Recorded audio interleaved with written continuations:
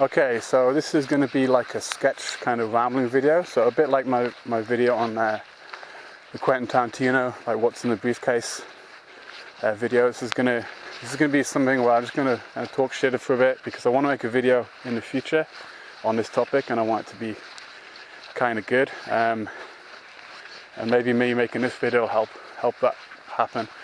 When I've got a bit more time and a bit more focus, a bit more energy, I'll try and do a proper one. Okay, so I'm going to be talking about the vegan utopia, and so I'll have to sort of define that. Okay, so the definition of veganism is, according to the Vegan High Command, and this is off the top of my head, okay, I'll put it up on the screen, but it's something like, veganism is a way of living whereby you try to reduce as much as possible and practicable cruelty and suffering to animals for food, clothing, and for other purposes. Okay, so I'm not going to like debate, talk about that definition. That could be a whole video in itself, but this is the definition. Okay, and generally I think what the context is, it's talking about like the individual. Okay, like this is an individual's way of living. Okay, it's a way of living for like someone chooses to do this. What these militant, or rather like revolutionary vegans, I believe, wish to do is to take the statement and make it apply to society as a whole, or a state as a whole. So this, if you read the statement again, this would apply to like an entire society, and how would that look? Okay, so and how would it be achieved? So like, firstly I think to achieve such a drastic change in a short time,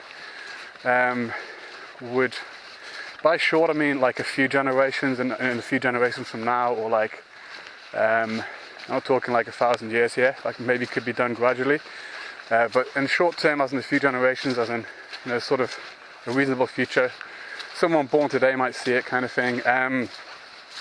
That would have to occur by revolution, and I believe such a drastic change would have to employ violence. Okay, so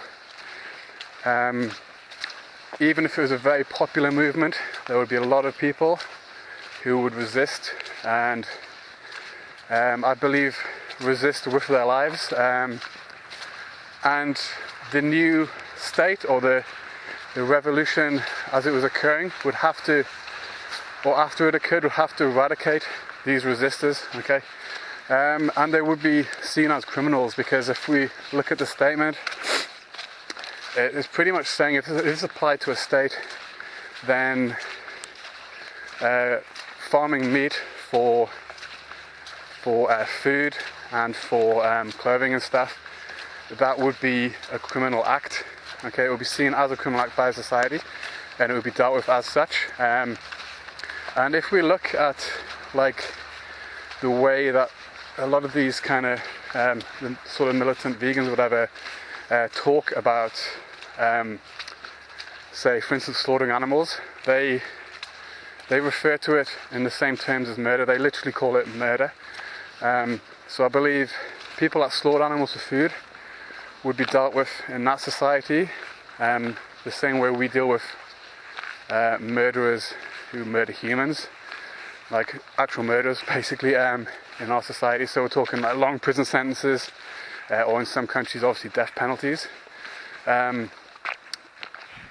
top of that we have they often equate the rearing of like dairy animals and stuff, like they use words like rape. So the artificial insemination of cattle is rape. So obviously the people rearing animals for like dairy farmers and shit, like if they resisted, they would be dealt with and prosecuted criminally, like probably the same way we do with rapists. Okay, because these people don't really see a difference between raping a human and artificially inseminating a cow. I'm not going to argue where I stand on that. I'm just saying if this became the dominant ideology of a state, they would be dealt with the same way we deal with rapists right now. And yeah, taking of cars is seen as kidnapping, so it's fair to imagine that like if this revolution was successful, the state would have to deal with people who take calves away from cows as criminal. Now obviously this is going to be in the transition period while agriculture is still kind of going on. Okay, I believe yeah, so the revolution would be violent. It would also be violent because like putting people in prison is kind of an act of violence.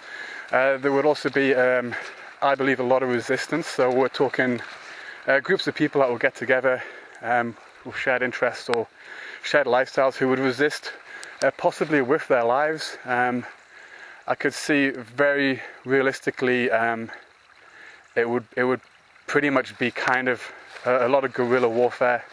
It might take a civil war of sorts, to be honest, to achieve the goal of a vegan revolution. So there'd be a lot of death and a lot of violence there. Okay, so we have the society, and it's been achieved. Okay, this vegan revolution's been a success. The enemies have been rounded up. Farming has been animal farming has been eradicated. The resisting guerrillas have been exterminated.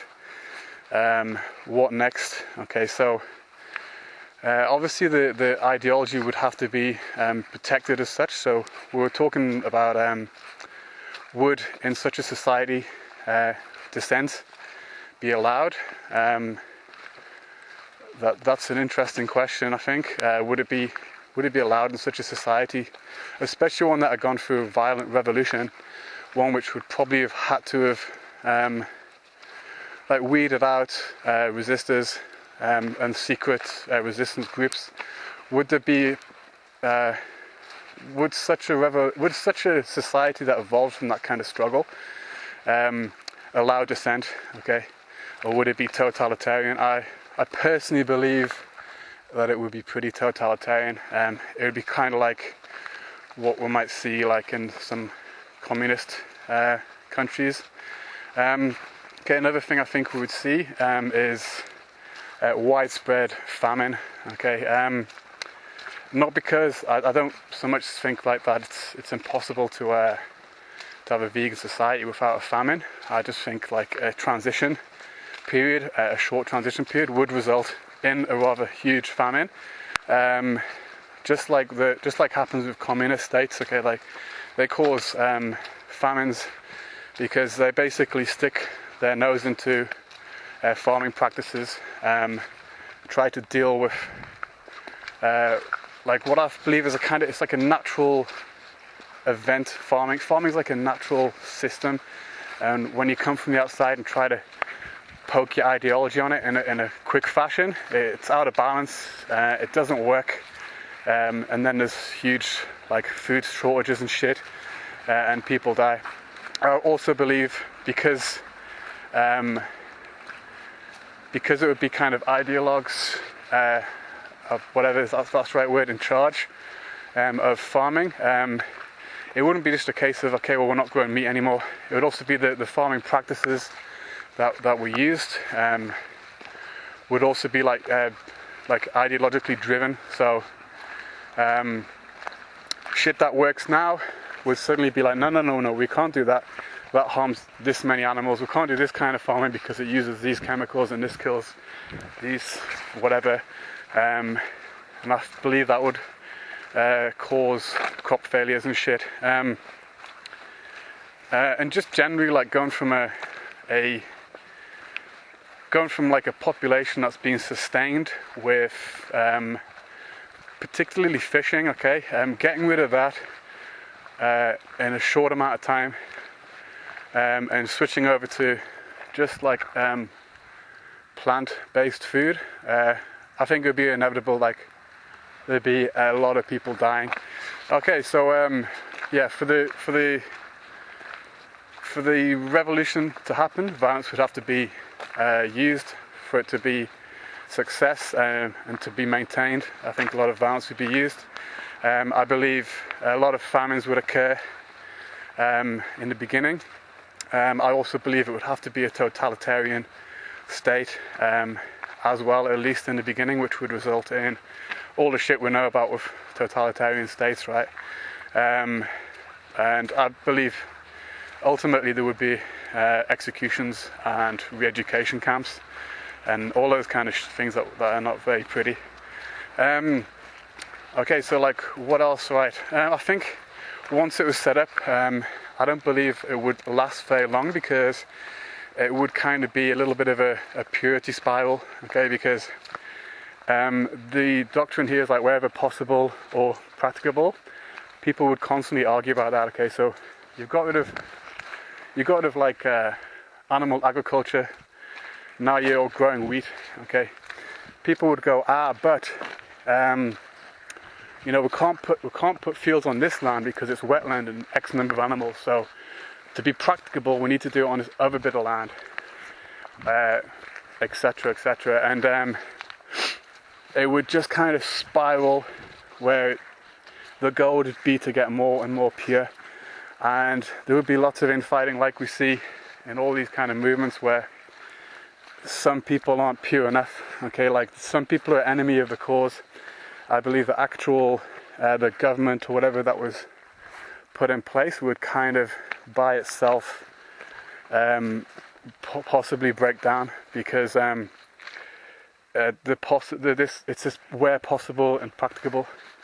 That is going to be is potentially something that can be used for people within the organization of this new society to gain their own like to favor their own political career and power. Okay, like, you know, this guy's basically we're talking about, you know, this guy's a fake vegan thing, but on like a political level in a state. Okay, so you know, I think there'd be like show trials, there'd be like political purges. Like I honestly believe that if these people are successful, they're going to bring about a kind of hell on earth, which I don't know, maybe they think we deserve it, so maybe it's not so bad. Another thing I want to mention as well is I think that the sterilization of the population would be absolutely inevitable, because I see it come up very often with a lot of these people. Like often, like vasectomies are quite popular in this movement. Talk about sterilizing the population and issuing licenses for reproduction on the basis of, you know, having enough resources, being educated, and not being criminal. This is something that the Fabian Society and eugenics has been talking about for a long time. This is something that I see vegans talking about, because every human has an impact on the environment and on animals. So, you know, one way to reduce the suffering of animals wherever possible or practicable is to have less people. And as I say, it would be a totalitarian state, I believe, and it would make perfect sense to sterilize people. You know, like I think it would be kind of like the sort of Chinese one child thing, but like a lot worse. So yeah, that's just a few sort of sketched out ideas I've got. Like, feel free to criticize it. I know it's a rambling mess, but feel free to criticize it. Give me any pointers where I can improve. Cool. Just as a quick afterthought to kind of clarify, I'm not saying like the militant vegans that you might see in the street or see on videos actually want a violent revolution, want to put people in jail, want to install a totalitarian vegan state where there's like all the violence and famine and shit I talked about. Like I think like all ideological people, utopian people, they're possibly well-meaning, but it's the one of these things that's kind of like a group of communists trying to like bring around a bit of change in their society. Like, it's not a problem, it's harmless, whether worth listening to, whatever. But when that small group becomes a powerful group, to the point where they have power over others, those communists that were well-meaning historically the society they create inevitably brings about a lot of tragedy. And I think that this is what I'm saying. I'm not saying these people have evil intent. I'm just saying I can't imagine a successful vegan utopia coming about without it being a huge and tragic dystopia.